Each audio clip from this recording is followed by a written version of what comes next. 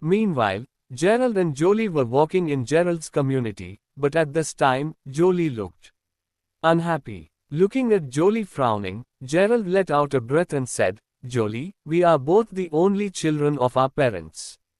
We don't have a brother or sister in my heart. We have always treated you as a sister.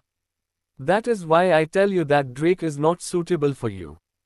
Jolie frowned and said, "Don't say that. I was indeed very close to you before, but I never thought that you would drug and rape a girl. At that time, I was in junior high school. You don't know what my friends said about me." Gerald was stunned. No wonder Jolie was so hostile to him after he came back. Gerald sighed and then looked at Jolie. "Jolie, I will only explain it once. Believe it or not, I was framed back then. I came back to Sacramento this time to prove my innocence." Jolie paused and then sneered. Obviously, she did not believe Gerald's explanation. In her opinion, if Gerald were really innocent, he would not have disappeared for 9 years. She let out a breath and said, "Drake treats me very well. That's enough. You don't need to care about the matters between me and him. My mother went overboard today, so I asked you to come down alone to thank you. I will take my mother away later." Gerald was about to take out his phone and show Jolie the photo. Hearing this, Gerald frowned and put the phone back. He knew that if he showed her the photo now, she would misunderstand him. For example, Jolie would think that Gerald didn't want her to be with Drake and had tailed Drake. They were silent for a moment. Jolie looked at Gerald and said, "Anyway, I have said what I should say. I will go back first." Looking at her back, Gerald could only nod. When they got home, Lelia was still talking. Jolie pulled her and said, "Mom, stop it, let's go back first." "Humph." Lelia snorted and stood up with Jolie. Yasmin and Mason looked embarrassed. Yasmin opened her mouth but did not say anything. After Lelia and Jolie left, Yasmin looked at Gerald and said, "Gerald, don't care about what your aunt said. She just got angry." "I don't care," Gerald smiled. "I haven't eaten yet. What should we eat tonight?" "I stewed a chicken," Yasmin said with a smile. After dinner, Gerald returned to his room. Ads by Pub Future. After entering his room, he took out his phone and called Leandro. Soon, the call connected. On the other end of the line, Leandro asked, "What's wrong? Have you found Stephen's address?" Gerald asked. "Stephen is quite capable," Leandro said. "He has a total of 3 places, including a villa at Redson Garden, a house at Maple Mountain, and a villa at Twilight Oaks near the suburbs. I will send you the specific addresses later. As for where he lives, it is hard to say. He has several lovers. He bought some real estate for those women, so I haven't made sure where he lives for the time being." Gerald pondered. After 9 years, Stephen's position in the Kenneth family should be getting higher and higher. Of course, Stephen was from a branch of the Kenneth family, so he could only earn some money, and it was still difficult for him to climb to the top of the Kenneth family. The shares of this kind of family business must be in the hands of the direct descendants. Gerald frowned and said, "All right, get someone to find out his specific residence as soon as possible. By the way, do you have any houses in your hands? Give me a bigger one, and its decoration has to be comfortable." "No problem." Leandro nodded. "I'll get someone to arrange it for you tomorrow." Gerald intended to give his grandmother a house in Sacramento. The price of a house was relatively high, but for Gerald, it was nothing. After that, Gerald sat cross-legged and began to cultivate. It was late at night, but the night in Sacramento was not peaceful. On that night, countless things were quietly happening. The bar was still brightly lit, and many excited young people were swaying their bodies. In the crowd, Eric put away a blood-stained dagger in his hand and smiled. "The mission is completed. I can go back to sleep." As he spoke, he walked out of the bar. At the same time, in a rural area in Sacramento, the street lights were far apart, and the Surroundings were somewhat dark. A short-haired girl in black clothes with two long sabers on her back stood proudly in the darkness. In her right hand, a long saber had been unsheathed. She stared fixedly ahead. Her eyes were filled with coldness and bloodlust. There were more than a dozen people wearing the same clothes as the short-haired girl, looking at her nervously. They were all holding sabers in their hands. Behind them stood a blonde person with blue eyes. Good, the short-haired girl sneered. You pointed your knives at me. Watchman number 2. At this time, a tall person walked out. He frowned. It was Dennis. He looked at, smiling face. Casual date is just a click away. The short-haired girl and said, this person is not from Blood Lotus. You know he is. I don't care who he is, Watchman number 2 said in a cold tone. He participated in the siege 3 years ago. Whether it is him or his father, I will kill them. I will take revenge for Watchman No. 7 inches. Go back to night watch with us first. If there is anything, let's sit down and talk, Dennis said with a frown. Moreover, Gerald also came back to night watch. I don't believe it, Watchman number 2 said coldly. Hide the truth from him, or trick him into leaving night watch. After saying that, she swung her long saber and continued indifferently, I will kill this person today. You can't stop me. Dennis frowned and said, you, Gerald, and Watchman number 7 are the soldiers I trained. Listen to me. This person can't be killed. If you insist on killing him, then step over my body. Clank. After saying that, he pulled out his long saber and sighed, for every being who was breathing. The dozen or so people behind him stepped forward at the same time and said, we devote ourselves to the future we want. We shall never give up. After saying that, all of them raised their hands and pointed their blades at the girl in front of them, looking as if they were unafraid of death. The blond man smiled and looked at Watchman number 2, who was not far away. His face was full of sarcasm. When Watchman number 2 heard this, she sneered, the slogan has been insulted by you. Dennis frowned. As I said before, he is now in America, so he can't die here. I have to protect him. Go back with us to night watch. Let's sit down and talk. Watchman number 2 snorted coldly. She put away the long saber in her hand and said evenly. For your sake, are you really not going back? Dennis' expression changed slightly as he asked. Watchman number 2 said indifferently, I will definitely not go back until I take revenge. After she finished speaking, she suddenly exerted force and disappeared into the darkness at an astonishing speed. Behind him, the blond young man shrugged his shoulders and said casually, Watchman number 2 is just so. Dennis turned his head and looked at the man coldly. Then Dennis snorted, let's go. The next day, Gerald went to Universe Group and got the key to the house and the address from Leandro. Then Gerald went to Kiera's house. Another day passed. On Thursday, Mason finally did not wake Gerald early in the morning because this day was Gerald's grandmother's 80th birthday. Gerald slept peacefully until around 10 o'clock before getting up. After washing up, Mason drove his family to the hotel where the banquet would be held. On the way, Mason and Yasmin were still exhorting Gerald. Some people might say mean things later. Don't argue with them. Gerald could imagine it. He shook his head and smiled, I see. As the car drove on, Yasmin was still a little worried. This was Gerald's grandmother's 80th birthday, so a lot of relatives would definitely come.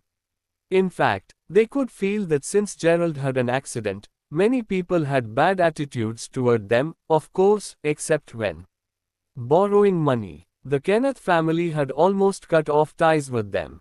Yasmin's relatives were slightly better, but they were also quite unsatisfied. Because Mason was the president of Universe Group, many relatives wanted to get their children into Universe Group. After Mason refused, they were not happy, including Lilia and Jolie. Although they did not say anything, they must be upset in their hearts. Now that Gerald came back, his matter would inevitably be mentioned by others. Mason and Yasmin were worried that Gerald would not be able to stand it and would quarrel with others in anger. Whatever they say, you just need to ignore them, Yasmin continued. Mom, don't worry. I'm already an adult, Gerald said with a smile. Yasmin nodded. Then she thought of something and said, by the way, when we go over this time, your uncle will introduce a girl to you. You can try to get along with her, okay? Gerald was stunned and said, well, I don't want to. Gerald did not tell his parents about his marriage. He chose to hide everything in Los Angeles. If he told them, they would be more worried. Come on, you won't lose anything by meeting her, Yasmin said. Maybe the girl is a good person. You should take the initiative. That girl is your aunt's relative. I have seen her once. She is quite beautiful. Gerald was vexed, but he understood his parents. He was 27 in his parents' eyes. He had been in prison for 9 years, so it was not easy for him to find a girlfriend. So they just wanted Gerald to find a wife early. Gerald thought that he should let Kira or Audrey pretend to be his girlfriend. Otherwise, after dealing with this girl, there would definitely be a next one. He touched his nose. At around 11 o'clock, they arrived at the entrance of the hotel on time. Because it was early, there were not many people at the entrance. At the entrance, there was a line of words. Congratulations to Rain Rowe for her 80th birthday. At the door, Jadon, Gerald's uncle, was standing there. When he saw Gerald and the others coming over, he smiled and greeted them. Jadon patted Gerald on the shoulder and said, Gerald, I haven't seen you for so many years. You are getting stronger and stronger. Gerald smiled. Hello, Jadon. Jadon was obviously a person with a high EQ. In front of Gerald, he didn't mention anything. He smiled and said, go in and see your grandmother. She has been talking about you for a long time. Gerald nodded with a smile and walked into the hotel with his parents. On the second floor, there were already many people sitting inside, including Lilia and her family. They were sitting at a table, surrounded by an old woman with grey hair. She was Rain, Gerald's grandmother. Jolie, her family, Kyler Cope, and Nora Cope were all there. Kyler and Nora were Jadon's children, and Gerald's cousins. In addition, Drake was also present, and they were talking and laughing. Gerald walked up to Rain with a smile. Then he lowered his head and said softly, Grandma, I'm back. The crowd that was originally chatting happily suddenly quieted down. Some people looked at Gerald. Rain's wrinkled face instantly froze. As she looked at the smiling Gerald, her eyes began to turn red. Trembling, she stood up and grabbed Gerald's hand, saying, let Grandma take a closer look at you. Gerald was somewhat moved. He was a person who valued relationships. He would definitely repay those who treated him well. His grandmother had once been very kind to him, and Gerald had always remembered it in his heart. He smiled and said, I'm sorry for making you worry about me. Rain was in tears. She pulled Gerald's hand and said, it's good that you're back. I'm so happy. Now, our family is intact. Kyler pursed his lips and snorted coldly. Please sit, Gerald hurriedly said. Rain sat down, but she kept holding Gerald's hand, unwilling to let go of it. Old people were like this. Gerald had disappeared for 9 years before returning. It was as if she, smiling face, casual date is just a click away. Sign up and start meeting women in your area today.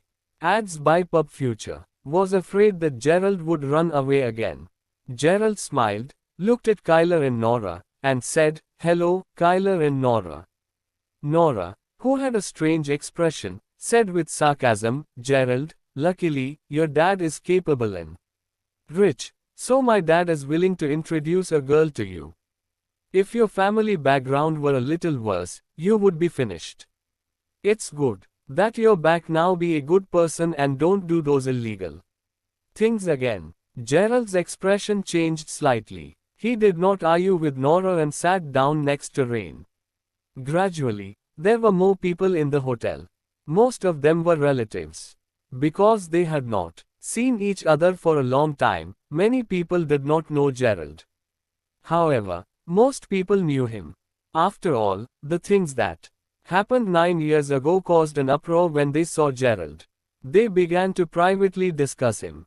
Gerald could naturally hear these rumors, but he did not care too much. He sat at the table and chatted with his grandmother.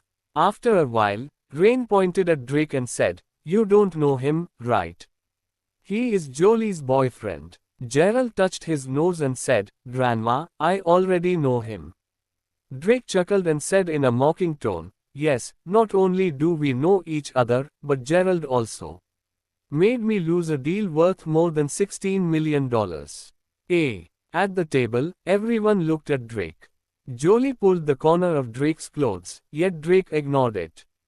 He smiled. "A few days ago, I went to Gerald's house with Jolie and Lilia. After knowing that I was doing business, maybe Gerald was jealous. He didn't want my business to grow, so he ruined my cooperation with Ems Lang of Goldson Group. Gerald seems to be close to Ems Lang," Drake continued. "He called Ems Lang and told her not. Smiling face casual date is just a click away. Sign up and start meeting women in your area today to cooperate with me." Gerald frowned. Beside him, Jolie's face was sullen. She was about to say something, but Lilia broke in sarcastically. "Gerald has just come out of jail, so he probably won't make much money in his life. Seeing Jolie find such a good boyfriend, Gerald must be jealous." Rain was stunned and looked at Gerald. Kyler looked at Gerald and said, "Gerald, you are a little unkind." Drake waved his hand and said, "It's okay, it's just worth tens of millions of dollars.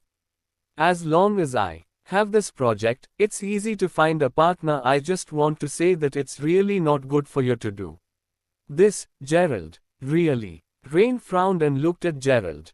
Gerald knitted his brows and looked at Drake. "Drake, today is my grandma's 80th birthday. I don't want to have any arguments with you. There are some things you shouldn't say in front of the elders. I'm afraid you will embarrass yourself. Moreover, your lousy company is not qualified to make me jealous." Nora sneered. "What? You've done bad things, but you don't allow others to mention them. 9 years ago, you made your family lose face. Jolie finally found a rich boyfriend. Maybe our whole family will get some benefits. So you can't bear to see it. Lousy company. Aren't you relying on Mason? Can you find a job on your own?" Gerald touched his nose. This entire family sided with outsiders. This was something that Gerald had not expected. Perhaps Jolie's family had received a lot of benefits since Jolie and Drake started dating. Although Gerald was their cousin, the incident 9 years ago had completely ruined their impressions of him. Gerald pursed his lips and looked meaningfully at Drake and Lilia. Then Gerald took out his phone from his pocket. At this time, Jolie said, "Drake, Mom, stop it." Back then, Drake and I were able to meet Jessica because of Gerald. Huh? Lilia and Drake were both stunned. Obviously, they did not expect Jolie to speak up. Gerald. Drake's expression was somewhat ugly. He stared at Jolie. Jolie pursed her lips and said, "When Drake and I went to see Jessica that day, she mentioned this." Maybe Drake was thinking about the project and didn't hear it. Rain suddenly looked at Lilia and Drake and then said, "Gerald helped you, but you still falsely accused him. How could you do that?" Drake and Lilia's faces were full of embarrassment. Lilia quickly pulled Jolie and said, "What nonsense are you talking about? Be rational." Jolie shook her head and said, "Gerald did help us with this matter. We can't slander him." Her confirmation made the atmosphere a little awkward again. Kyler quickly said, all right, since you've made things clear, there's no need to continue this topic. Today is Grandma's 80th birthday. Don't talk about these unhappy things. By the way, Grandma, this is the birthday present I prepared for you." Gerald was upset but could do nothing about it. Just now, when Drake mentioned this matter, Kyler even helped to ridicule Gerald. Now that the situation was reversed, Kyler took the initiative to change the topic. Sure enough, the prejudice is still too strong, Gerald sighed silently in his heart. As Kyler spoke, he picked up a box from the side and opened it. He said, "This is a jade bracelet that I bought with a month's salary." Gerald glanced at it. This jade bracelet was not expensive. It was probably only worth a few $100s. Yet for an ordinary family, this was already good. Then Jolie also took out her gift and handed it over. Rain's attention was quickly drawn over. The topic was also changed. Gerald was a little annoyed. He originally wanted to take out the photo to humiliate Drake. Gerald could take this opportunity to break Drake and Jolie up. But now that the topic had been changed, Gerald naturally could not continue his plan. Drake's face darkened. He always felt that Goldson Group had not cooperated with him because of Gerald's trick. Drake thought that Jessica had seen him just to humiliate him. From beginning to end, Drake felt that there was no problem with his game project. Drake guessed that Gerald had done that because when they were at Gerald's home, they said something offensive, which made Gerald hate them. So just now, Drake wanted to completely ruin the Kenneth family's impressions of Gerald. However, Drake had never expected that at the critical moment, Jolie would defend Gerald. That made him and Lelia somewhat embarrassed. Fortunately, Kyler diverted everyone's attention. After some people took out their presents, Drake smiled, "Rain, this is my gift for you." As he spoke, Drake opened a long box. In the long box, there was ginseng. Nora's eyes lit up. "This is ginseng. That must be very expensive." Drake waved his hand slightly and said, "No. It only cost me about $16,000. It can improve your health." Rain's wrinkled face turned pale with fright. She was very poor when she was a child. Even though her living environment was better now, $16,000 was a large amount of money for her. She hurriedly waved her hand and said, "I can't accept it. It's too precious." Drake smiled, "Alas, not at all. When I marry Jolie, we'll be a family. It's only right for me to take care of you. Moreover, Mason promised to introduce me to the big boss of their company. Compared to it, this ginseng is nothing." Mason's expression changed slightly. Gerald's gaze suddenly turned cold. Mason definitely did not promise Drake that. Drake said this so that Mason had to agree in front of Rain. In front of so many people, with Mason's character, he would not offend his relatives, so he couldn't deny it. If Mason acquiesced and did not do it, Drake would complain to everyone. Drake was too sinister. From the beginning, Drake had used Lelia to attack Gerald, which could show something. Now, in smiling face casual date is just a click away. Ads by Pub Future. Gerald's eyes, Drake was even more shameless. However, Lelia was very satisfied with Drake. Drake was young and promising. For ordinary people, he could be considered a rich man. Mason would take care of these people's feelings, but Gerald wouldn't do that. Gerald said evenly, "Drake, don't talk nonsense. My dad did not promise that he would introduce you to someone." Drake frowned. He pursed his lips and did not answer Gerald.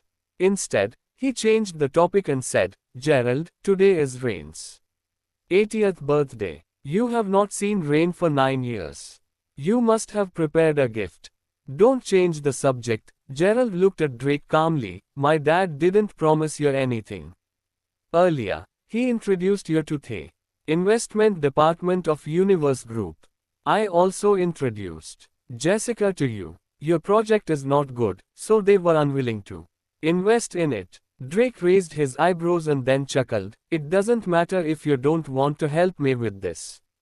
Today is Rain's 80th birthday. It's only right for me to give her a gift. As for you, take out your gift." Look at him coming empty-handed. How can he possibly have prepared any gifts? Nora said disdainfully at the side. "Gerald, Take out the gift you prepared and let us have a look. Lilia had a smug look on her face. The gift Drake prepared was valuable. This made Lilia feel proud. She sneered and looked at Gerald. Mason frowned slightly and asked in a low voice, Gerald, you didn't buy anything. Gerald took a meaningful look at Drake, and then a smile appeared on Gerald's lips as he took out a key from his pocket and put it in Rain's hand. Gerald said, Grandma, this is my gift to you. A key. Lilia chuckled, are you going to give a key to your grandma to play with? Nora and Kyler also laughed. Mason and Yasmin's expressions changed slightly just as they were about to say something. Gerald smiled, I thought about it. And didn't know what to give to Grandma. I thought that Grandma was old and should enjoy a good life and live in a better house. So I bought a house for Grandma. As soon as he finished speaking, everyone instantly fell silent. It was a house. In Sacramento, the price of a house was at least tens of thousands of dollars. A better house was sold for hundreds of thousands of dollars. They never expected that Gerald would give Rain a house. This caused Lilia, who was originally full of pride, to be stunned in an instant. In comparison, Drake's ginseng was unremarkable. She said jealously, HMPH, it was bought with your dad's money, right? You make it sound like you bought it yourself. Mason also looked at Gerald in surprise. Mason knew that he did not give money to Gerald. Gerald had just returned to Sacramento, so where did the money come from? Gerald looked at Lilia indifferently and said, this house is at number 69, Pondak Road. It's decorated, so you can move in another day. This time, Mason was amazed.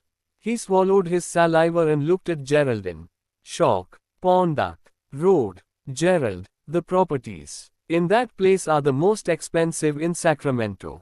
Pondak Road is near the sea, and it is a villa area.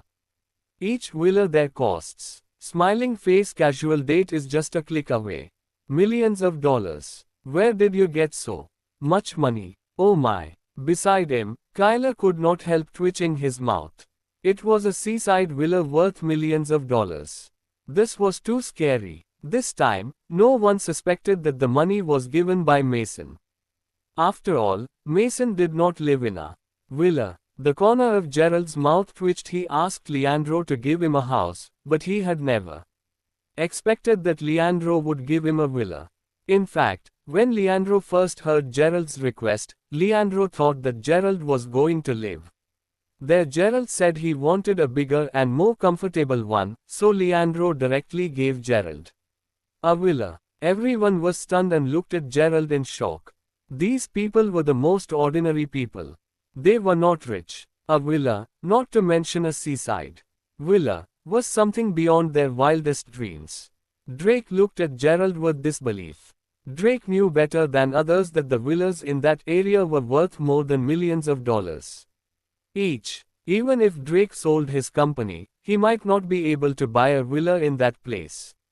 He gritted his teeth, looked at Gerald, and asked with a fake smile, Gerald, you just came out of prison.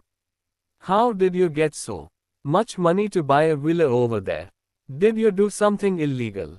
Again, Lilia quickly chimed in, yes, Gerald, you just came out of prison. As soon as she said this, everyone looked at Gerald with unnatural expressions. As for Mason and his wife, their faces were filled with worry. Gerald's gift was too shocking.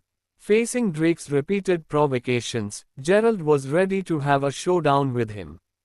Gerald slowly let out a breath and smiled at Rain. He picked up the ginseng box and threw it into Drake's arms. Gerald said calmly, Lilia, I originally didn't want to embarrass you and Jolie, but you repeatedly targeted me. I can't stand it anymore. Are you going to kill me in front of so many people? Lilia stood up and said loudly. This time, they attracted the attention of many people. Yasmin and Mason's expressions changed slightly, and they hurriedly pulled Gerald. Gerald smiled at them and said, Don't worry, Mom and Dad, I didn't do anything illegal. Then Gerald looked at Drake and said evenly, First, I got this money legally. As he spoke, he took out a bank card and placed it on the table. Gerald said calmly, "You should know this card." The moment they saw this blue bank card, everyone who knew Bank's diamond cards was shocked. Mason, Yasmin, Drake, and Jolie were dumbfounded. Jolie naturally could not have a bank card from New Bank, but Drake had one, and he showed it to her and introduced the system of New Bank. So she recognized it too. Drake felt a chill down his neck. He finally realized why Gerald knew Jessica. At this time, Gerald looked at Drake calmly.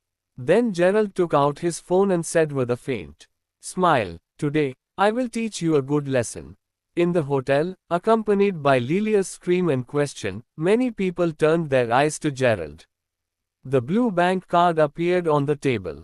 Many people who knew it changed their expressions slightly. Most people did not know it, but they all knew that this card was not ordinary. "What is this? How come even Drake's and Mason's faces changed so drastically?" Someone who knew about New Bank said, "This is a diamond card from New Bank. Do you know, New Bank, it specializes in serving the rich. The lowest deposit must be $160,000. Moreover, it is the threshold for getting a silver card, which is at the lowest level. Above silver, cards are gold and platinum cards. If you want a platinum card, you need to have more than $16 million. This diamond card is even more terrifying. It is rarely issued. It is said that in the entire Sacramento, only one person has a diamond card. Even people from those wealthy and powerful families don't have one. Simply put, rich people do not necessarily have diamond cards, but those who have diamond cards must be rich people. So, it means that Gerald has more than $16 million, right? It seems so. He just gave his grandmother a villa. Gerald just came out of jail, didn't he? How could he have this thing?" A series of discussions resounded behind them.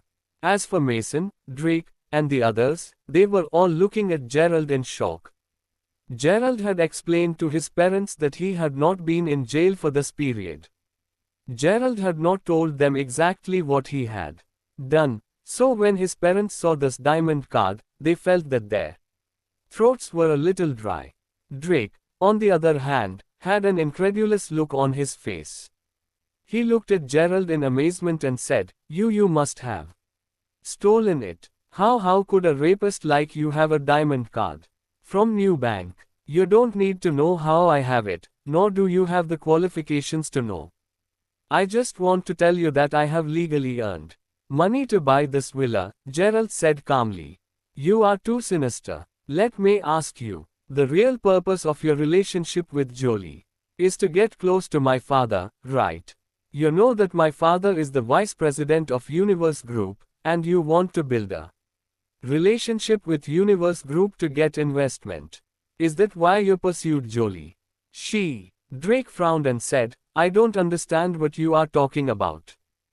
Jolie's expression changed slightly. Lilia hurriedly said, "Gerald, don't talk rubbish. Ads buy pub future." Gerald looked at Lilia with a cold smile and said evenly, "Lilia, I have always respected you. Yet you kept slandering me.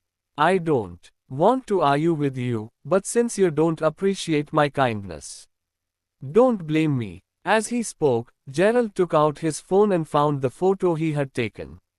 He handed the phone to Jolie and said calmly to Drake, "I had lunch with my friend yesterday. When I left, I happened to see you walking into the restaurant with a woman, so I took a few photos. Also, I heard it clearly that woman asked you if Jolie knew about the relationship between you and her, and you clearly answered her you have to find a way to get the investment from Universe Group with my father's help, and then you will break up with Jolie."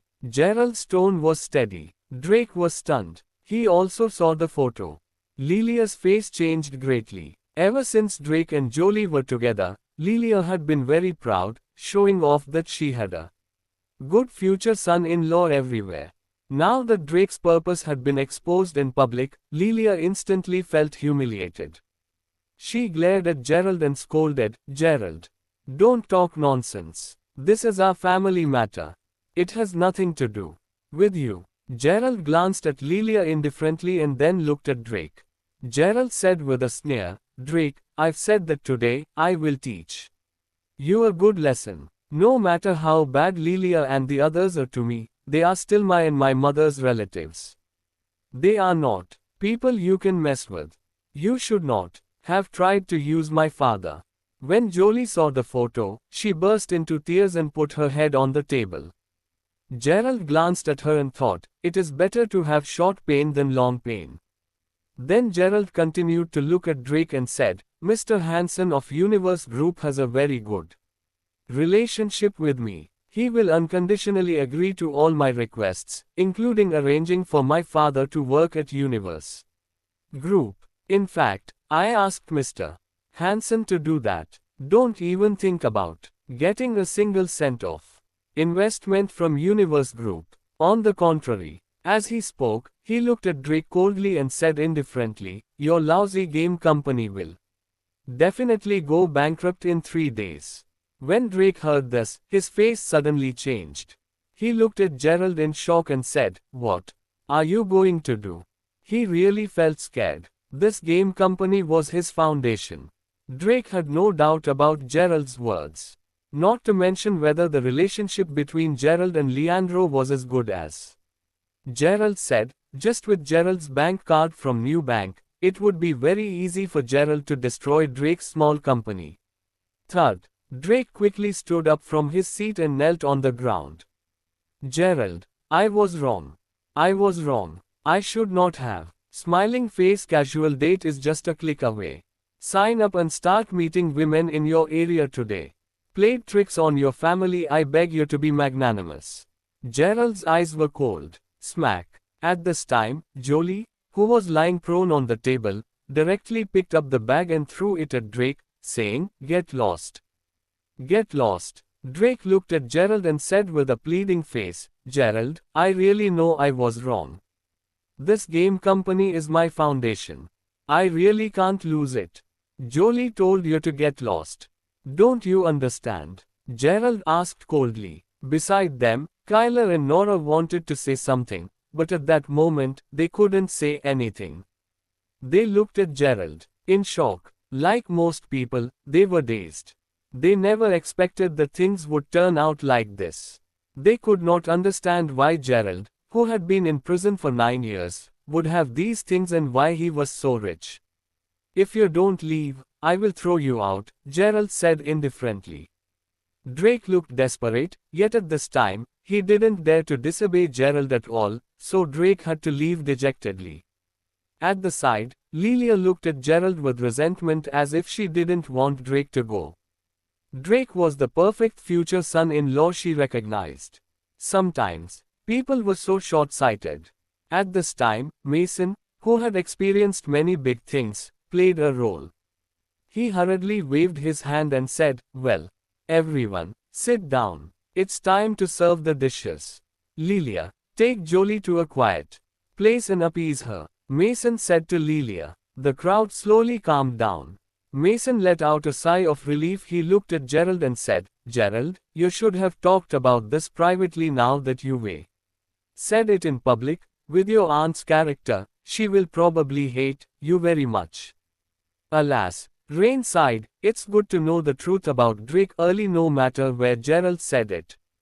It's the same. She handed the key back to Gerald and said, But Gerald, I still can't take this house. You can keep it for yourself and your future wife. Gerald put the key in her hand and said, Grandma, don't worry. I have a house to live in, just live in it happily. Gerald. At this time, Mason pulled Gerald. Come here. I have something to ask you. Gerald comforted Rain and followed Mason to a place where no one was around. Gerald touched his nose and said, Dad, I know what you want to ask me. I told you that when I came back, but you probably didn't believe me. I was framed, and then I was taken away from prison. I didn't stay in prison all these years, and for some reason, I couldn't contact you. Okay, then I won't ask more. Mason let out a breath. I called you over mainly because I want you to appease Lilia and Jolie. Your aunt is such a person. She is small-minded, so her words are unkind. Yet your mother and I have few relatives. You can't offend them too much. You can't let yourself live alone after we die, right? Mason sighed. This is the way of the world. People can't live freely forever. Gerald pondered, exhaled, and said, all right, then I'll go and appease them. On the first floor of the hotel, there were fewer people at this time because the dishes had already begun to be served and most of the people had already arrived on the second floor for the meal. Jolie broke down. She sat there, her tears flowing down. Lilia was hugging Jolie with an ugly expression. Lilia gritted her teeth and said, Jolie, don't be sad, why don't you go ask Drake? Feel that he is a good person after getting along with him. If he is willing to cut off ties with that woman, I think you can still be with him. Mom, how could you say that? For a little money, you want me to be with a bastard? Jolie cried, looking at Lilia. Nora quickly said, let's not talk about this. Today is your grandma's 80th birthday. Don't be sad. It's really Gerald's fault. This kind of thing should have been said in private. Why did he say it? Front of so many people. Kyla sneered, that's right. He is arrogant just because he has some money. I still don't know how he got the money. Jolie gritted her teeth, raised her head, and wiped her tears. It's not Gerald's fault. He reminded me before that Drake was not suitable for me. Drake dated me just to get close to Mason. Drake was lying to me. You still don't understand, right? Ever since Gerald came back, my mom has been so hostile to him. I don't blame him. I only blame myself for being blind. At the corner of the stairs, Gerald was stunned for a moment and then touched his nose, feeling a little more comfortable. Among these cousins, his relationship with Jolie was the best when Gerald was young, and not close to Kyler or Nora.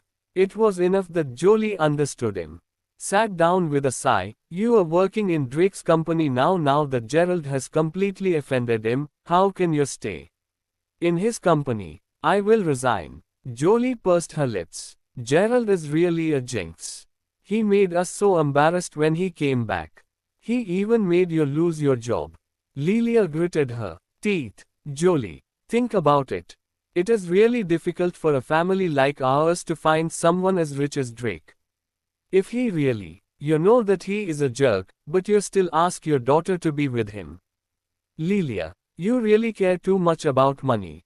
Gerald touched his nose and walked down. Lilia reminded him of Mary. They were both people who only wanted money. Ads buy pub future. Gerald did all this for Jolie's good. Lilia still felt that she had lost a rich future son-in-law and was somewhat resentful of Gerald. Fortunately, Jolie and Irene were different. Kyla frowned and said, Gerald, good for you. You have been in prison for a few years and come back with money, so you start to criticize us. That's right. Did you know that Drake promised me and my brother that he would let us go to his company to work? $2,000 a month. Now that you've made a fuss, we will have no jobs. Nora pointed at Gerald. Gerald looked at Kyler and Nora, rubbed his nose, and said lightly, no wonder you guys flattered him like that. So it's because of this. I make it very clear that he did all of this just to use you. His real purpose is to get an investment from Universe Group. Compared to the tens of millions of dollars he wants to get, your salary of $2,000 is nothing. I also said that if he gets this money, he will dump Jolie, Gerald said indifferently. HMPH, you have no evidence, Nora replied. Gerald frowned and walked to Jolie. He looked at Jolie and said, Jolie, don't be sad. Don't go to Drake's company anymore. He dared to use you to deal with my parents. I won't let him off, don't worry. His company will soon go bankrupt. He will become poor. Then Gerald walked to her and exhaled. Like when he was a child, he rubbed her head and said, then go to Universe Group to work. I will ask Leandro to arrange a job for you. When the sentence came out, everyone was instantly stunned. Jolie raised his head and looked at Gerald. Lilia asked in astonishment, really? Can you really let Jolie work at Universe Group? Gerald glanced at Lilia indifferently. If not for his parents, he would never have interacted with relatives like Lilia. He ignored her and took out his phone to call Leandro.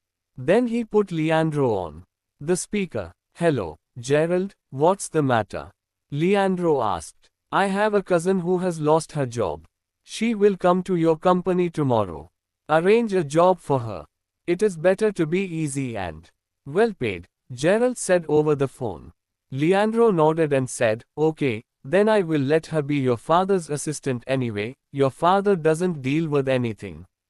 It is easy and the annual salary is the same as Benning's, $160,000 after taxes.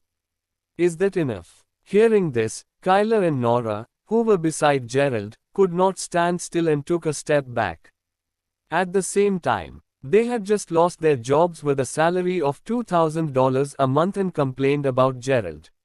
And now, Gerald gave Jolie a job with an annual salary of $160,000 in front of them. Gerald nodded and said, no problem. Oh, by the way, investigate Drake's game company and find a way to bankrupt it. Okay, Leandro answered. After hanging up the phone, Gerald ignored the others and looked down at Jolie. Now, do you believe me? Are you in a better mood? Jolie looked at him in a daze. Then she stared up at Gerald and said, I was bad to you when you came back. Why are you still so good to me? Gerald smiled. At the very least, after you found out that Jessica was introduced to you by me, you thanked me. Moreover, we grew up together. There are some misunderstandings, but it will be fine if they are cleared up. Jolie pursed her lips and then asked, so you were really wronged back then? Gerald nodded. Yes, I will prove it after a while. Well, if you are in a better mood, go upstairs. Grandma is still waiting for us. Lilia stood at the side with an embarrassed look on her face. Now, Gerald found such a good job for her daughter, which made Lilia at a loss. She was mean to Gerald just a moment ago. Gerald ignored them and helped Jolie up the stairs. Behind him, Kyler and Nora opened their mouths but did not speak. Gerald found a job for Jolie in front of Kyler and Nora, yet he did not even mention them. Kyler and Nora really wanted to ask Gerald to get them into Universe Group, yet a second ago, they were still accusing Gerald. So now they didn't have the nerve to make this request. For a moment, Kyler and Nora were full of regret. Lilia stood there, not knowing what to say, and Gerald ignored her. The matter was settled well. Gerald was in the limelight before, and those people began to talk about how he had become so rich instead of his jail time. Gerald did not explain anything to them and sat down at the table. Rain was in a very good mood. For old people, being with their families was a happy thing. After the banquet, they played cards and left. The number of people in the hotel restaurant slowly decreased. When there were fewer people, Yasmin, Gerald's mother, looked around and asked, by the way, Jadon, didn't you say you would introduce a girl to Gerald? Why haven't we seen her yet? Jadon's face showed a trace of embarrassment as he said, she heard that Gerald had committed rape, so she was unwilling to come. Hearing this, Mason and Yasmin sighed. Although they believed that Gerald was wronged, it was useless. This label was still stuck to Gerald. At this time, Jadon looked at Gerald again and said with a smile, well, Gerald, I've heard that you found a job at Universe Group. For Jolie, why don't you introduce Kyler and Nora to Mr. Hanson? You have been playing together since childhood, and you are so close to each other. You have to treat them fairly. When Gerald heard this, his expression changed slightly. He looked at Kyler and Nora. Obviously, when Kyler and Nora saw that Jolie had found such a good job, they were tempted. Because they had previously been hostile to Gerald, they were too embarrassed to open their mouths. They told Jadon and wanted Jadon to help them. Gerald smiled bitterly in his heart. After he was set up and entered night watch at the age of 18, until 3 years ago when something happened, he did not worry about money.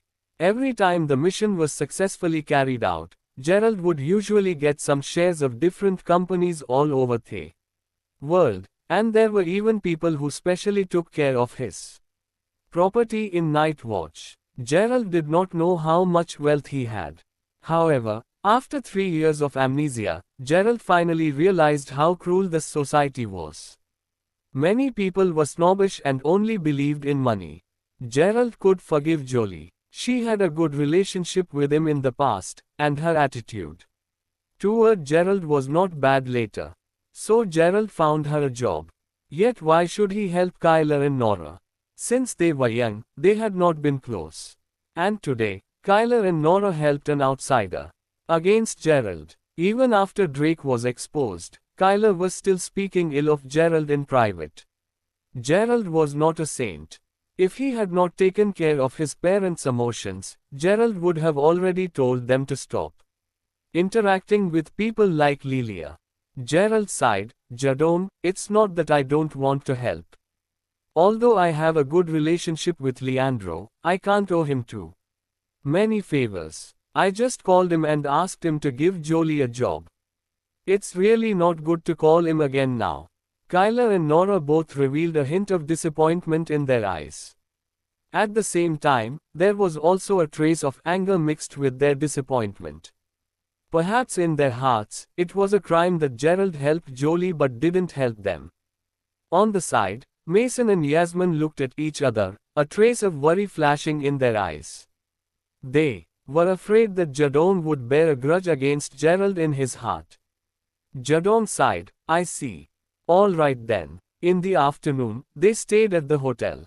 After eating dinner and being busy for a while, Mason said, everything here is done. Now why don't we take Mom to see the villa that Gerald gave her? The corner of Gerald's mouth twitched. If he set off and then couldn't find the way to the villa, he would be embarrassed. He coughed and said, Mom, Dad, take Grandma and Jadon there. I have ads by Pub Future. An appointment with a friend for a late night snack, so I'll leave first. Mason nodded. Okay, take care. After saying goodbye to them, Gerald took a taxi and left. Of course, he did not have an appointment with anyone to eat a late night snack, but he planned to go to one of Stephen's residences to test his luck. If Leandro was unable to lock onto Stephen's position, Gerald would have to use the power of night watch. Just after Gerald left, Mason and a large group of people drove toward the villa at Pondak Road. No, 69, Pondak Road. When a large family of more than 10 people stopped at the door, they were completely stunned. Looking at the villa in front of them, they were even unable to breathe. Rain took out the key shakily, then she swallowed her saliva and said, Mason, open it. Mason opened the door to the villa. After entering the villa, all the lights inside were automatically lit up.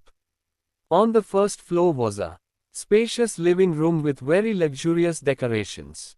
The villa was extravagant. Jolie and the others were dumbfounded. This was the first time they had entered a villa in their lives. Moreover, it was such a luxurious villa. Mason swallowed his saliva and then said in shock, this villa is worth at least $16 million. When Rain heard this, she was scared silly. She hurriedly said, then, I can't take it. It's too expensive. It's too expensive. After a brief shock, Mason smiled, Mom, this is what Gerald gave to you. You just need to live here. However, this place is quite big. You can invite Jadon and the others to live here. Rain paused for a moment, nodded, and said, that's fine. In the future, everyone can move in. A lively villa is quite good. Beside them, Kyler and the others all had happy expressions on their faces. As the group of people walked around the villa, their faces were filled with amazement. Only Yasmin and Mason had a hint of worry in their eyes. This time, Gerald shocked them greatly. He had a diamond card from New Bank and bought such an expensive villa.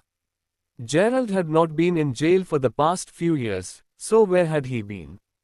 Why did he have so much money? Gerald naturally did not know that the big villa that Leandro had prepared for him scared his parents. At this time, he took a taxi to Stephen's residence at Redson Garden. This place was an area of row houses. When Gerald arrived at the door, he listened carefully and found that there was no one inside. Of course, he was not in a hurry to leave. After all, it was early, and it was possible that Stephen had not returned yet. Gerald planned to go to a cafe, but at this time, his phone vibrated. He took out his phone and, smiling face, casual date is just a click away. Sign up and start meeting women in your area today. Looked at it. He found that it was Kiera. She sent over a location. There was nothing else. Gerald's heart squeezed. He knew that something had happened to Kiera. He hurriedly got a taxi. After getting in the car, he glanced at the location and said with a glint in his eyes, "Go to Flame Bar." Kiera had mentioned to Gerald before that Henley might attack her or her family. However, he did not expect it to happen so fast. There was endless worry in his heart. Gerald did not know what Henley would do. Anger flashed in his heart, and his gaze slowly turned cold. Fortunately, Gerald was not far from Flame Bar. Soon, he stopped at the entrance of the bar. There were some people standing in twos and threes, including Enoch, who had been beaten by Gerald last time. At this time, Enoch's face was still wrapped with thick gauze. When he saw Gerald, Enoch's expression changed slightly. Enoch quickly ordered, "Go and get ammo." A person hurriedly ran into the bar. Enoch blocked the door of the bar with his people. Gerald walked to the door. Enoch sneered at Gerald, "Bastard, you dare to come to our bar again." At this time, Gerald raised his head, and his cold eyes fell on Enoch. Gerald said indifferently, "Two things. First, get out of the way. Second, tell me where Henley brought her." Under this gaze, Enoch subconsciously took a step back, and cold sweat instantly broke out on his forehead. "It's none of your business." Right at this moment, a cold snort resounded from behind Enoch. Then Amo's tall and sturdy body appeared at the door. He frowned as he glanced at Gerald and said, "Last time, for Doreen's sake, I didn't hit you.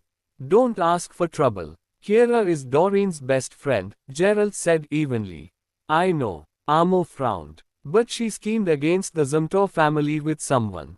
The Zumtor family wants to deal with her. So you helped them." Gerald stared at Amo. Amo sneered, "Gerald, don't push your luck. I've said it's none of your business. Hurry up and get lost." Gerald let out a breath and slowly swept his eyes over Amo. "I will definitely intervene in this matter." They did not notice that not far away, a handsome man wearing a hoodie was leaning against a wall. He lit a cigarette and then looked sideways at the entrance of Flame Bar, watching with interest. "Alas, a bunch of idiots. Come and provoke me. I'll beat you up." He took a puff of his cigarette and blew smoke into the sky. "Ah, a master like me is so lonely." Yes, this person was Eric. Tonight, he had a target at Flame Bar. When the smoke dispersed, Eric suddenly saw Gerald's face. Then Eric's pupils contracted slightly. "Damn, why is it him?" Eric cursed and quickly threw the cigarette onto the ground. He took out his phone and dialed a number. The phone was quickly connected. Eric hurriedly said, "Master, I found that guy. He is surrounded by a group of people at the entrance of the bar."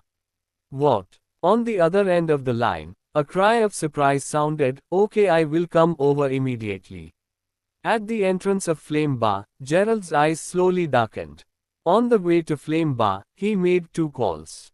One was for Leandro. From Leandro, he got Sterling Lamb's number, the person in charge of new bank in Sacramento. And then Gerald called Sterling.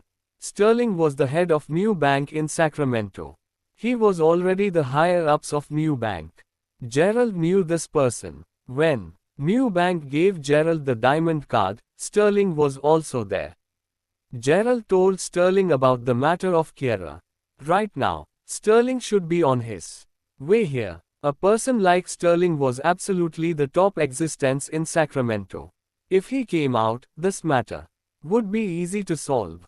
Gerald considered the rules of night watch, so he tried not to expose his strength.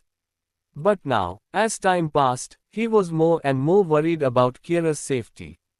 If something really happened to Kira, he would never forgive himself for the rest of his life.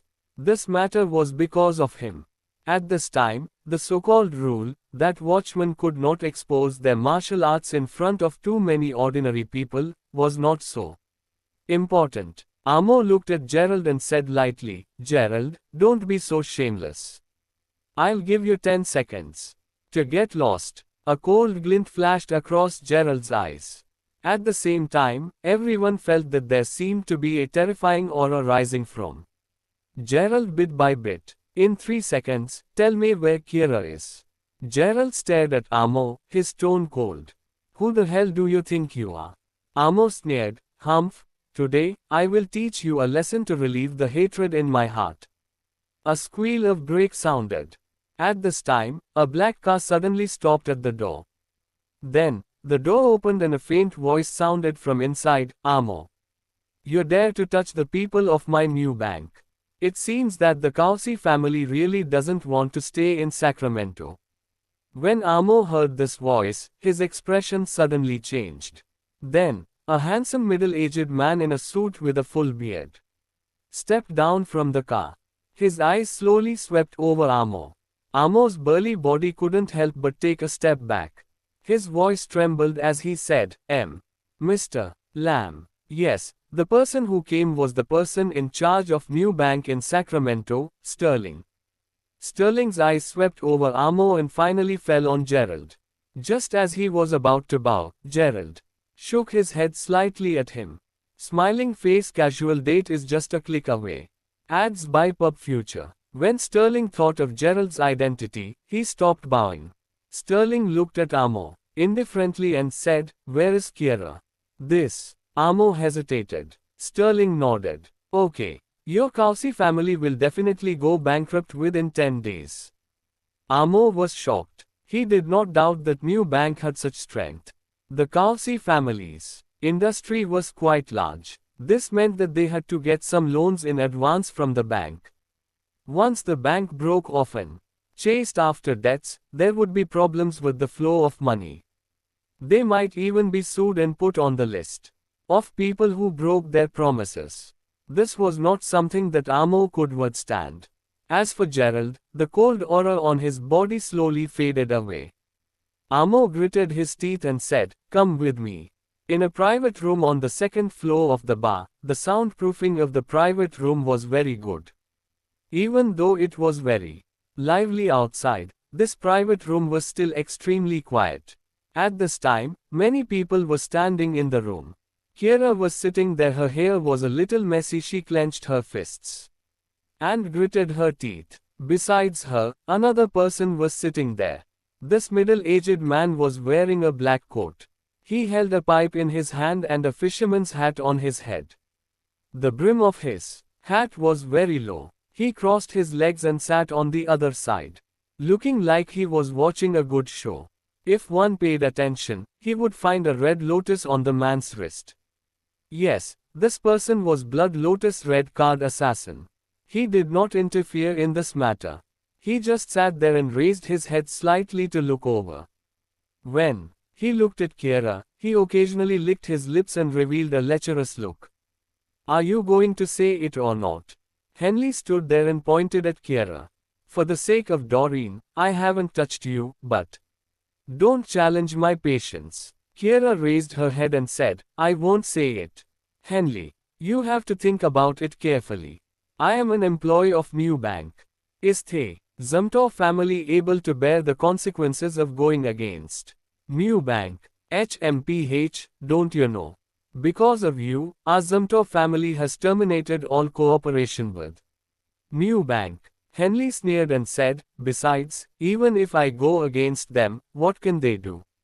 The man with the hat stood up. He shook the smoke from his pipe into the ashtray and slowly stood up. Step by step, he walked in front of Kiera, patted Henley, and said, "Let me do it." Henley quickly said politely, "Mr. Wilde, I don't need to trouble you with this. It's fine. I like this girl." Daniel Wilde said indifferently, "As a woman, she will tell you everything. Smiling face casual date is just a click away. Sign up and start meeting women in your area today. After she feels good." Henley licked his lips and walked to Kiera. He grinned and said, "Mr. Wilde is right. Kiera, I have been coveting you for a long time. Since you don't want to." As he spoke, his hand slowly lifted and landed on Kiera's face. "What are you going to do?" Kiera suddenly shrank backward. "What am I going to do?" Henley grinned and said, "Of course. I'll let you have a good time." "Wait a minute." At this time, Daniel said indifferently. Henley frowned and looked at Daniel. Daniel waved the pipe in his hand and said, "Line up." Then he said to the other people in the private room, "Guys, don't worry. All of you here have a chance. I am the first. I'll be soon. Since I'm not young." Behind them, the people who were standing looked at Kiera's perfect figure. All of them had excited expressions on their faces. Someone even touched his belt. Henley frowned. It seemed that he was a little uncomfortable because Daniel was the first. Henley looked at Kiera coldly and said, "Kiera, this is the last chance. Do you want to say it or not?" Kiera heard their conversation, and tears had already flowed out. However, she still gritted her teeth and said, "Henley, Doreen really misjudged you. You scum, I would rather die than tell you a word. Hold her down for me." Henley shouted coldly. All of a sudden, a few people revealed lustful looks on their faces. When they pressed her down, they could also take advantage of her. Bang! At this time, the door of the room was suddenly pushed open. At the same time, Sterling's slightly angry voice sounded, "I want to see who dares to touch the people of my new bank today." Everyone looked at the door. At the door, Amo led Gerald and Sterling into the private room. The moment Henley saw Sterling, his expression changed. Henley suddenly looked at Amo. Amo shrugged and said, "It has nothing to do with me. I don't know how Mr. Lamb knew it." "Oh, Mr. Lamb," Henley said with a smile. "Let's talk in court," Sterling said lightly. "Don't say things like that," Henley said. "Our family and your bank have completely terminated the cooperation. It is not illegal for me to invite Kiera to the bar to have fun, right?" Yes. The people next to him were all Henley's people. At this time, they also spoke up. Now they were not on good terms with New Bank and had Blood Lotus's support. Henley felt that there was nothing to be afraid of course, he had to be polite to Sterling. "Kiera, Mr. Lamb is here. It seems that we won't be able to have fun today, just go with him." Henley shrugged his shoulders indifferently. During the conversation, Gerald walked toward Kiera. Henley saw Gerald and extended an arm to block Gerald. He said, "Where did you come from? How dare you enter this room? Where did you come from? How dare you enter this private room?" Henley stretched out his hand to stop Gerald. Gerald gave him a cold look, bypassed Henley, and came in front of Kiera. He reached out and smiled at Kiera. Gerald touched her head and said, "Sorry, I'm late." Boo-hoo. The moment Kiera saw Gerald, her tense nerves seemed to be completely broken. She threw herself into Gerald's arms and wailed, They want to rape me." Henley's expression changed slightly. He frowned and said, "Kiera, don't talk nonsense.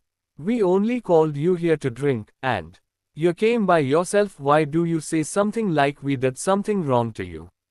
The Zumto family has a good son." Sterling raised his head and looked at Henley. "Henley, just talk to the media tomorrow." Henley's expression suddenly changed. He had never expected that things would turn out like this.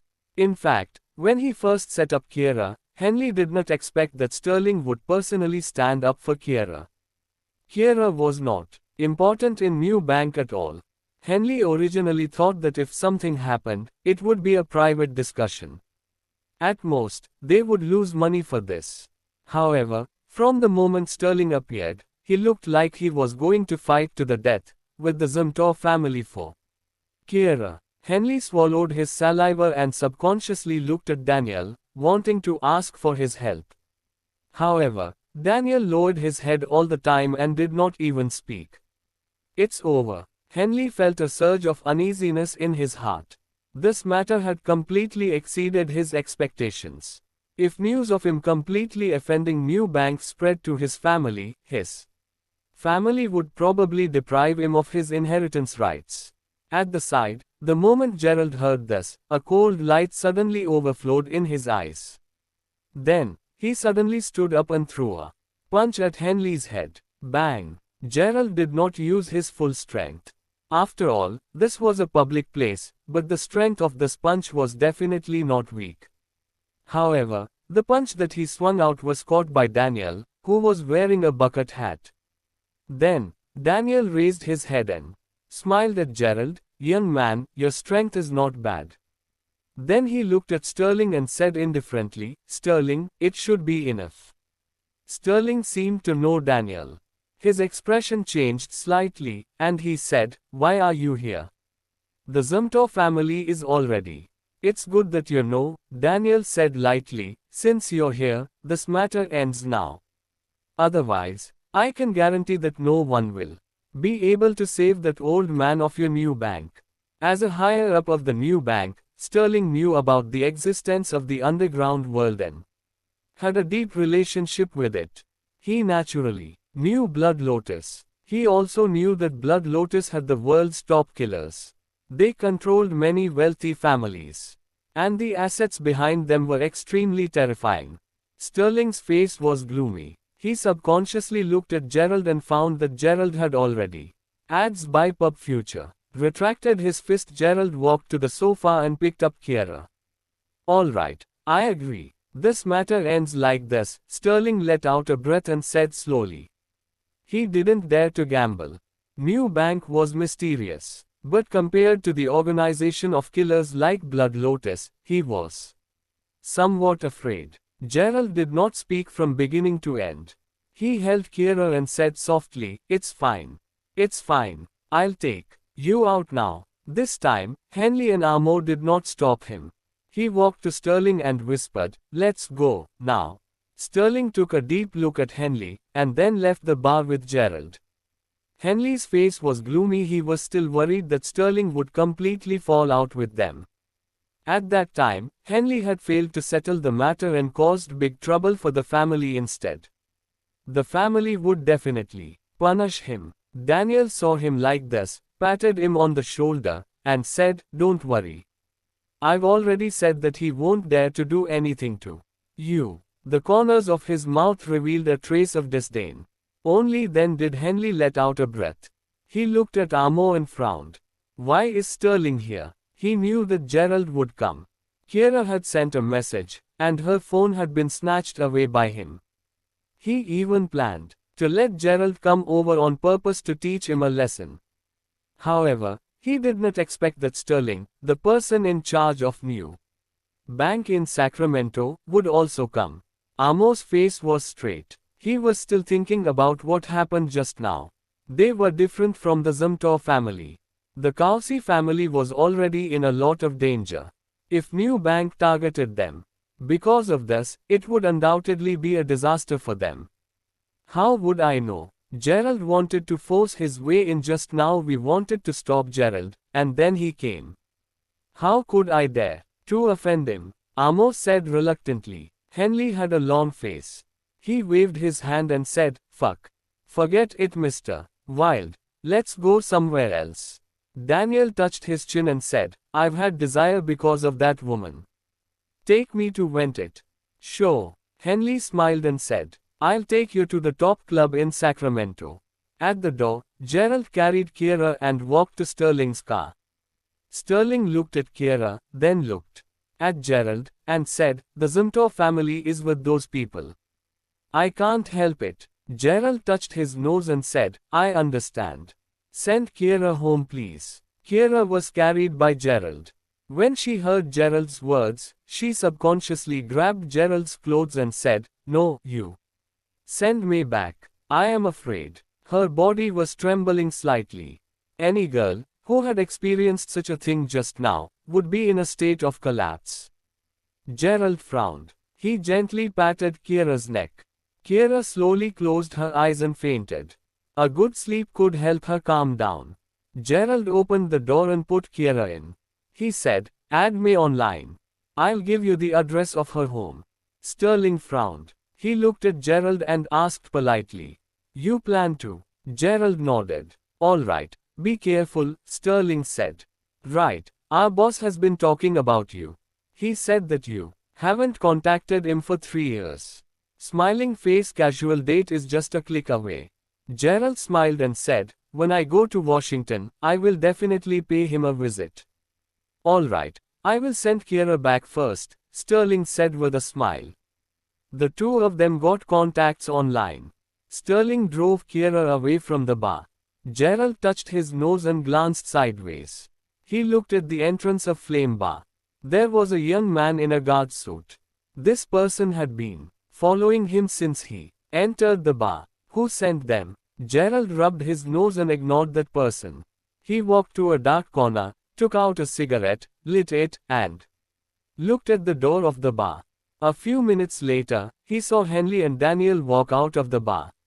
When he saw the two, a cold light flashed in Gerald's eyes.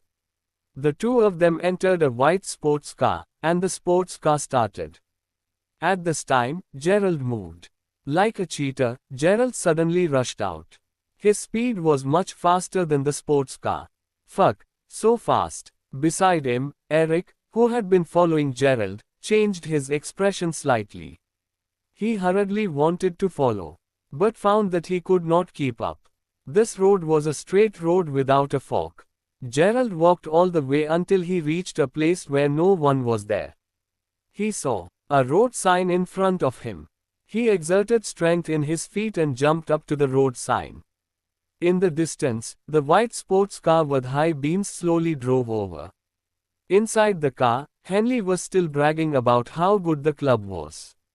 They did not notice that Gerald was standing on the road sign in front of them, staring at them. Just as they passed by the road sign, Gerald jumped. Henley suddenly frowned and said, "Huh." He saw a figure falling from the front of the car. It was already too late for him to step on the brake. Bang! Suddenly flipped over. Bang! The car fiercely smashed into the guardrail on the side of the road. This was Watchman number 0, the slaughterer who once terrified the underground world, the god of war of night watch. Gerald's eyes were cold, as he looked at the sports car that was blocked by the guardrail. His eyes were cold, as he slowly walked over again. Inside the car, Henley and Daniel were both bleeding. Henley could not move at all. He flipped over, there and only saw a pair of legs in the distance. They were walking towards him step by step. "Help, help." He wanted to ask for help. But before the sentence came out, Gerald kicked his head again, and Henley directly fainted. Bang! At this time, the door on the other side opened. Daniel struggled to climb out. Gerald sneered, walked to him, and squatted down. Daniel raised his head. He gritted his teeth and looked at Gerald. "It's you. I was wrong. I didn't expect you to be a hidden expert." Gerald ignored him. He reached out and took out the dagger from his waist. Cold sweat broke out on Daniel's forehead. "Do you want to kill me for an ordinary woman? I am from Blood Lotus. Since you have such skills, you must know about the underworld. Are you sure you want to go against Blood Lotus?" "Blood Lotus," Gerald sneered. "Because of my words, Franklin has been hiding all over the world for so many years. How dare Blood Lotus threaten me? You are." Daniel's pupils suddenly shrank. Gerald sneered, "As you think, I am Watchman No. 0. Gerald's voice was as cold as that of a devil. Daniel collapsed when he heard Gerald's confirmation. He hurriedly said, "I was wrong. Please, spare my life as long as you can forgive me. I will kill Henley and his entire family for you." It was all Henley's idea. The Zumthor family. Gerald looked at Henley indifferently and said, "It's too boring to let him die like this. Sometimes, it's more painful to live than to die. I'll torture him as long as I want." Gerald looked at Daniel and said, "As for you." He flipped his wrist and instantly cut Daniel's throat. Blood soon flowed down. After doing all of this, Gerald took out his phone and called Valerie. Soon, the phone was connected. Valerie said, "Hey, what's up? I killed a member of the Blood Lotus. Ask Sacramento's night watch to come over and deal with it," Gerald said calmly. "I'll give you the address." Gerald let out a sigh and said, "Help me check where Stephen is." Valerie frowned and asked, "Your voice sounds strange. What's wrong? What happened to you in Sacramento?" Thinking of what happened to Kiera, Gerald was still a bit angry. "It's settled. I'll send you the address online. Ask someone to deal with it as soon as possible." "It won't be good if someone finds out," Gerald said calmly. After hanging up the phone, he threw the dagger next to Daniel. Then he turned around, looking at the end of the road, and disappeared into the night. At the end of the road, Eric was running desperately. Gerald had disappeared out of his vision. "Fuck you. Why are you running so fast? Are you a rabbit?" Eric tried his best to keep up with Gerald as he cursed. Ding, ding. At this time, his cell phone rang. On the other end of the line, the voice of Watchman No. 2 sounded. "Why are you moving so fast?" I am chasing him. "He is running so fast," Eric gasped and said. "Just now there was a loud noise in front. I don't know what happened. Go over there now. I'll be right there," Watchman number 2 said and then hung up the phone. Eric did not dare to stop. He was worried about losing track of Gerald again. He continued to run along the road. After a few minutes, his expression changed. He saw a car flipped over in front of him. He stopped, placed his hands on his knees, and gasped for breath. When his eyes fell on the fresh blood flowing over there, Eric's pupils contracted slightly. He quickly leaned over and looked at the wheel marks on the road and the collapsed hood of the sports car. His face was full of shock. Was the car smashed when he forcefully stopped the car? Eric swallowed saliva. He looked around and found no sign of Gerald. After 2 minutes, a slim figure quickly approached Eric and soon stood next to him. Smiling face. "Casual date is just a click away. Sign up and start meeting women in your area today. Ads by Pub Future." She had short hair. Unlike Eric, who was gasping for breath, she was breathing naturally. When she arrived, she glanced at the car and saw the handprint on the hood of the car. Her expression changed as she asked, "It is indeed him. Where is he?" Eric said with a sad face, "I can't keep up with him. I've lost him." The short-haired girl frowned, but she didn't scold Eric. She knew how strong Gerald was. If Gerald wanted to get rid of Eric, it was indeed a piece of cake. "Do you know why he attacked them?" Watchman number 2 asked again. "I might have heard something. It seemed that these 2 men attacked one of his female friends. It was also related to New Bank. After he rescued the girl, he ran over here to beat them," Eric said. Watchman number 2 pondered and looked at Danielle on the ground. She smiled and said, "He helped. You solved the problem. You can leave now. The night watch will probably come to deal with it. Then we can't find him this time." Eric smiled bitterly and said, "When can we return to the night watch?" Watchman number 2 smiled and looked at the night sky. She said faintly, "If it has something to do with New Bank, then I can find him. I will go to New Bank tomorrow." Eric was stunned, and then ecstasy appeared on his face. Gerald didn't care about the dealing of the body, but the Zumthor family was destined to have an uneasy night. Corbin received a call from the hospital that Henley was severely injured. After they rushed to the hospital, they found that Daniel, who followed Henley, was missing. They could not contact Daniel through phone calls or online.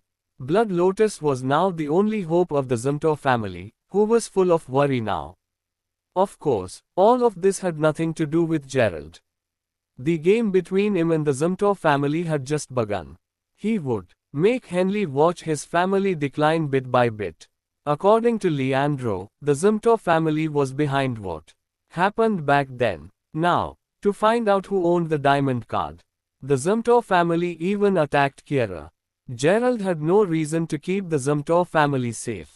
Of course, no one knew what he had done except for Sterling. Sterling would not mention this to another person. Gerald was still the same in the eyes of most people. He was still a criminal who committed rape. And suddenly became rich. No one knew how his money came. Gerald took a taxi and went to Kiera's place. After seeing that Kiera had fallen asleep, he took a taxi back to his home. When he got home, it was past 11 o'clock. However, Gerald's parents did not sleep. When they saw Gerald come back, they quickly stood up with worried faces. Gerald asked in surprise, "Mom, Dad, why haven't you slept yet?" Mason said, "Gerald, we went to the villa today. It was too big. I thought it was only around $1.6 million, but it looks like worth $16 million. If the decoration, red wine, and other things are added." Yasmin quickly said, "Gerald, where did you get so much money?" Smiling face casual date is just a click away. Sign up and start meeting women in your area today. Gerald was stunned for a moment and scolded Leandro in his heart. He coughed and said, "Okay, Mom, Dad, I'll tell you the truth. That villa was given to me by Mr. Hansen. Didn't I say that I hadn't been to prison for the past few years? I am Mr. Hansen's friend because I once saved his life. That villa was given to me by him. I don't stay there anymore, so I gave it to Grandma." Mason was stunned for a moment. Gerald's words made sense. Seeing that they still did not believe it, Gerald said, "Dad, if you don't believe it, you can call Mr. Hansen now or ask him when you go to work tomorrow." "Okay, I believe you," Mason said. "Then go to bed early. You still have to go to work tomorrow." Gerald was anxious. He felt it urgent to move out and live alone. He washed up and went back to his room. As soon as he lay down, his mobile phone rang. Gerald picked it up and found that Daphne sent him a message. "Are you busy now?" Gerald quickly replied, "No." "What's up?" Daphne sent a message and added 2 emojis of shyness. "Are you free tomorrow? Didn't you promise to be my model? If you are free tomorrow, I want to see you tomorrow." Gerald replied, "Okay, send me the address tomorrow." Daphne's message came again with an emoji. "Good. I'll meet you tomorrow at 10 o'clock in the morning." Then, she sent the address. Gerald read the message, put down the mobile phone, and sat with his legs crossed. At the same time, in the Causeys' home, Doreen was sitting in her big bedroom. She was sitting in front of the desk in the bedroom. She wore a pair of glasses and held a book in her hand. She was reading it word by word. Doreen was a girl with aesthetic taste. She liked latte art and literature. Bang, bang, bang. At this time, there was a knock on the door. She frowned, turned the book over, and put it on the table. Then she went to open the door. Seeing Amo at the door, she frowned and asked, "What's up?" Amo looked at Doreen and said with a frown, "From now on, don't see Gerald anymore." "What's wrong?" Doreen asked with a frown. "Something happened to Henley. He is now in hospital with a severe condition," Amo said with a dark face. Doreen's expression changed slightly. "What does Henley's accident have to do with Gerald?" "Humph. Henley wanted to assault Kiera at the bar tonight. Gerald and Sterling went to save her." Amos nodded coldly. "Gerald and Henley quarreled, and then Henley had a car accident. This was definitely done by Gerald. He is very dangerous. Don't see him anymore." Amo found that Doreen's face was sullen and her eyes a little cold. Then she asked lightly, "Amo, you mean that Henley intended to assault Kiera in your flame bar? You helped Henley, right?" Amo's expression changed slightly. Kiera is my best friend. Doreen looked at Amo and said, Amo, I am so disappointed in you. She picked up the car key on the table, pushed Amo away, and drove out of the house. Soon, Doreen arrived at Kiera's home and dialed Audrey's phone number. After the door opened, she hurriedly rushed in and asked, Kiera, are you all right? Audrey and Hazel looked at her in confusion. They did not know what was going on but that Kiera had been sent back by Sterling. Sterling only told them that he was Kiera's boss, without telling them what happened to Kiera. Kiera has fallen asleep. What happened? Your expression is so weird, Audrey asked suspiciously. Doreen pursed her lips and looked at Audrey and Hazel. She sighed and said, in order to make Henley cancel the engagement with me, Gerald used his diamond card to ask new bank to sanction the Zumthor family. The procedure was handled by Kiera. Henley wanted to find out who owned the diamond card and attacked Kiera. Today, Kiera was tied up by them to Flame Bar. When they heard this, Audrey and Hazel were shocked, and their pupils contracted. Hazel's face surged with anger. Henley is so cruel. Audrey looked at Doreen and said, Doreen, I always thought that this was your private matter, so I never said anything. But Henley is not a good man. You really can't marry him. Although the banquet has been delayed, you haven't cancelled the engagement. Think about it carefully. Your family is not short of money. If there is a problem with the business, you can gather some funds and find other companies to cooperate with. Why do you sacrifice your happiness? Doreen lowered her head and said, Don't worry. I don't know when the engagement banquet will be held now. My brother just told me that Henley had a car accident and was hospitalized. He almost died. He deserved it. Hazel gritted her teeth and said, This kind of scum deserves to die. Doreen frowned and said, My brother said that it might be Gerald who did it. A trace of worry appeared on her face as she was worried that Gerald would be imprisoned again. Gerald was sitting cross-legged in his room when the three girls were chatting in Kiera's home. It was already early in the morning. At the same time, in the temporary base of the night watch, Dennis was sliding his fingers on the phone. He glanced at it a few times, licked his lips, and said, Oh my. He knocked the car over with one slap. It is indeed a good thing that he doesn't return to the night watch. Otherwise, with Trustin's personality, I wonder what kind of fight they will have. Beside Dennis, Hamza frowned and said, Boss, what about Watchman No. 2? There seem to be different voices about how to. Smiling face casual date is just a click away. Sign up and start meeting women in your area today. Ads by Pub Future. Deal with No. 2 drive. Manning seems to have gotten into a fight with those elderly people. We are asked to capture number 2 secretly. If number 2 resists, we will kill her. Dennis frowned and asked, What is the old man's attitude? The old man did not say anything. He couldn't. Hamza sighed and said, We all know the old guy Dempsey must have been involved in the matter 3 years ago. His betrayal directly led to the death of number 7, but we have no evidence. Dennis cursed, This is indeed tricky. Dempsey is the first winner of the Medal of Star Glory. He has great influence. Number 2 should not have killed Dempsey's grandson a few days ago. Hamza sighed and said, Alas, I guess this is also the reason why Gerald did not return to the night watch. If Gerald knew the truth, he would probably kill them all. At that time, we will all be in trouble. Forget it. Let's just put on a show. If they ask, just say that we can't beat number 2. Dennis rubbed his head and said, What about Gerald's ex-wife and her mother? They don't want to go.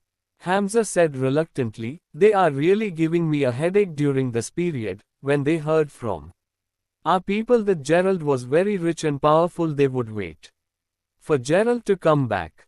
Why wait for him to come back? Dennis scolded. Irene said she was going to remarry Gerald. She said that Gerald still loved her and so on. I broke out in a cold sweat when I heard so. Hamza rolled his eyes. Geez, they are really fucking shameless, Dennis cursed. Anyway, let it be. Gerald is the one to blame. Wait for Gerald to come back and deal with it himself. Hamza laughed and said. I'm still looking forward to what Gerald will do at that time. There will be a good show. Dennis' eyes lit up slightly, and he revealed a wretched smile. They reached a consensus and stretched out their hands to give a high five. The next day, Gerald was woken up by Mason as usual. They arrived at the company.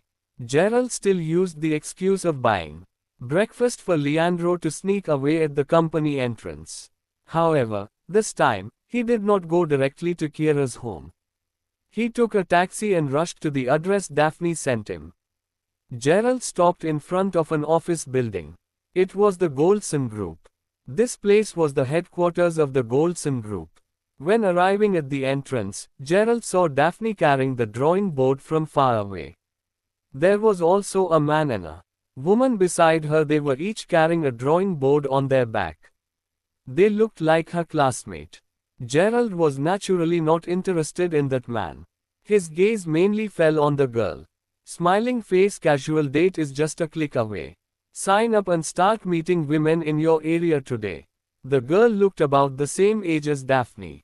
Her long black hair cascaded down her back. She was tall and quite beautiful. She was as beautiful as Daphne and even looked much livelier. After seeing Gerald, Daphne waved to him. Gerald leaned over, looked at the office building, and said, "Didn't you say you wanted to draw? What are you doing in your mother's company?" "My mother got me a private painting room in their company, so I am generally here on the weekend." Daphne smiled sweetly, and then said, "Come, let me introduce you to my best friend, Ingrid Maddox. She is from Washington." Gerald looked at her. His expression changed slightly. She was surnamed Maddox and from Washington. Gerald thought of a family he knew before. However, Gerald did not come to the conclusion that Ingrid was a member of the Maddox family he knew. The Maddox family in Washington was one of the top 3 families in America. They were even more powerful than the Kenneth family in Sacramento. "TSK, Daphne has been talking about you, saying that you are handsome and have a good figure." "Now I know." Ingrid smiled at Gerald. Gerald touched his nose. At the same time, the man said slowly, "It really is you. I thought it was just the same name." Gerald frowned and looked at the man. Gerald frowned slightly. The man wore gaudy clothes. His clothes were trendy and colorful. Somehow, he dyed his hair green, so his hair was extremely eye-catching. He was wearing earrings and a nose ring. He might be a real artist. Seeing Gerald look over, Daphne hurriedly said, "Gerald, this is also my classmate, Ricky Kenneth." Gerald's heart skipped a beat. He had an impression of this name. He was Cole's younger brother, the 3rd successor of the Kenneth family. However, Gerald could not remember Ricky's appearance clearly when Gerald was taken away. Ricky was only 11 years old. His appearance had changed a lot.